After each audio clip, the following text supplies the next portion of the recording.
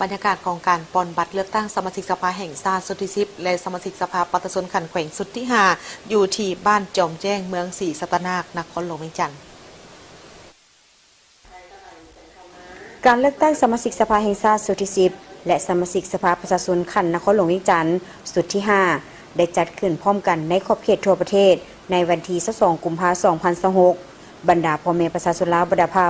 ได้พร้อมเพียงกันไปใช้สิทธิประชาธิปไตยของตนปอนบัตรเลือกเอาสมาชิกสภาแห่งชาติและสมาชิกสภาประชาชนขันแขวงอย่างคึกคืนเฉพาะอยู่บ้านจอมแจ้งเมืองศรีสัตนานครหลวงเวียงจันทร์ท่านนางสุริขันธ์พระสุว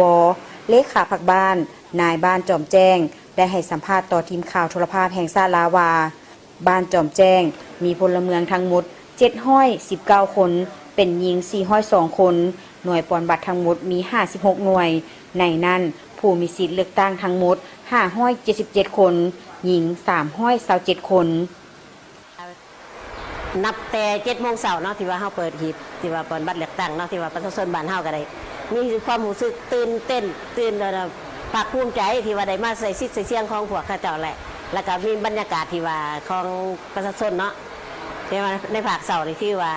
มันได้มาหลายปัจจุบันนี้ก็เหลือแต่ประมาณคนบ้านประชาชนภายในบ้านเฮามันมีอยู่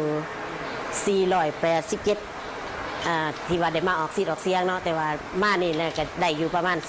400ป้ายละ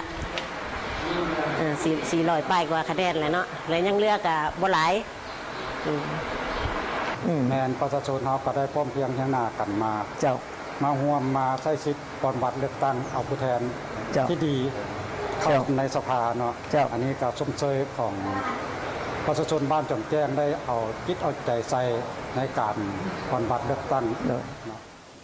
ทีมข่าวโทรภาพแห่งชาติลาวยังได้สัมภาษณ์ทานนางอาดีนามหาวงศ์ประชาชนบ้านจอมแจ้งที่แสดงความคิดเห็นเกี่ยวกับการเลือกตั้งในครั้งนี้สอบถามและโอลมมายังบรรดาผู้ออกมาใช้สิทธิ์ปอนบัตรในหน่วยนี้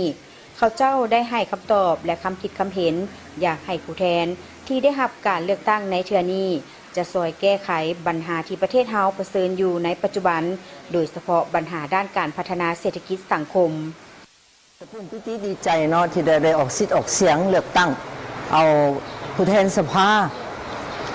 เนี่ยเขาเลือกตั้งแนวใดเนาะ1มีความสามารถ2มามีความหักษา3มามีจรรยาบรรณคุณสมบัติปฏิบัติหน้าที่ตัวเองเพื่อเป็นปากเสียงของประชาชนเนาะและในนั้นสภาแห่งชาติเนี่ยเฮ็ดเรียกกันนักหน่วงและประเทศชาติบ่แม่นของผู้ใดผู้หนึ่งเนาะของเบิดทุกคน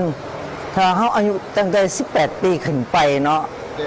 ต้องออกมาใส่สิทธิ์ใส่เสียงเนาะข้าพเจ้าภูมิใจที่สุดที่ว่าได้สิทธิ์ใส่เสียงของตัวเองและก็ได้เลือกเอาผู้ที่มีคุณสมบัติผู้ที่มีจรรยาบรรณมีคุณธรรมเนาะที่มาช่วยพัฒนาประเทศชาติช่วยกัน